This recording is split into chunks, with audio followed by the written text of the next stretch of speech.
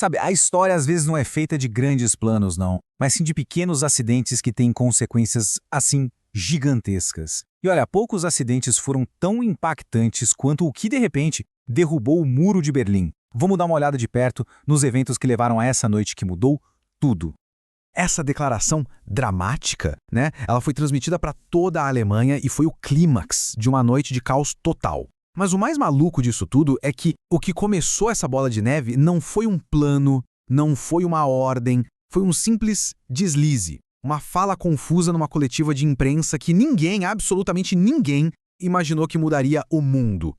Para a gente entender como é que pode um erro burocrático derrubar um muro de concreto, a gente vai seguir essa cadeia de eventos inacreditável. Primeiro, vamos ver a pressão que já estava se acumulando, depois a tal coletiva de imprensa que acendeu o estopim, como a notícia explodiu, o impasse nos portões e, finalmente, a demolição do maior símbolo da Guerra Fria. A nossa história começa ali, no finalzinho de 1989. O governo da Alemanha Oriental estava assim contra a parede. A pressão por reformas era gigantesca e as bases do regime estavam simplesmente rachando sobre o peso do seu próprio povo. A coisa estava saindo de controle. A Hungria abriu uma brecha na cortina de ferro e as pessoas começaram a fugir em massa. Protestos enormes, com milhões de pessoas, tomaram as ruas de Berlim Oriental. E a tentativa desastrada do governo de criar umas leis de viagem novas só jogou mais lenha na fogueira. O regime estava perdendo as rédeas e precisava desesperadamente de uma válvula de escape antes que tudo explodisse. E essa tentativa desesperada de controlar o caos nos leva direto para o momento central de toda essa história. Uma coletiva de imprensa do governo que tinha tudo para ser rotineira, mas que, em vez disso, acabou provocando um terremoto político.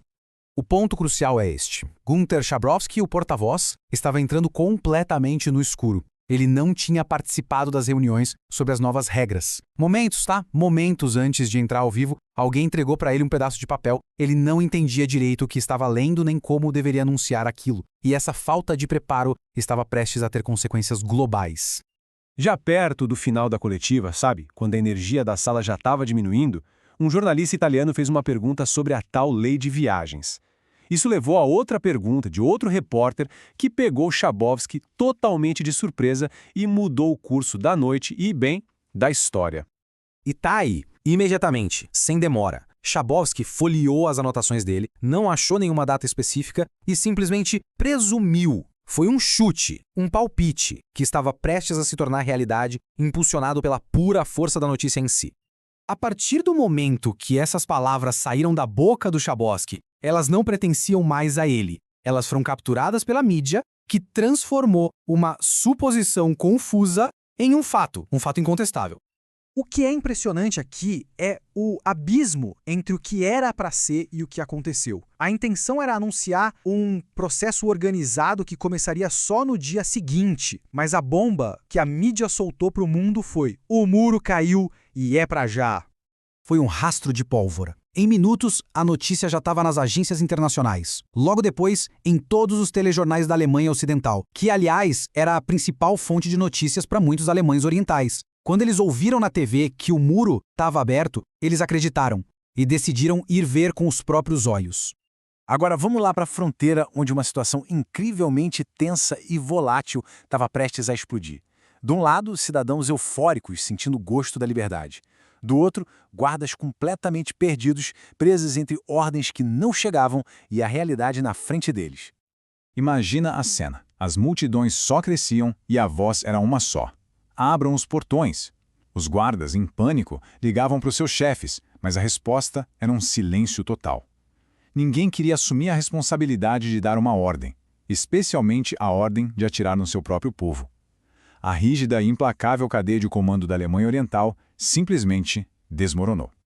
Isso nos leva a este momento exato.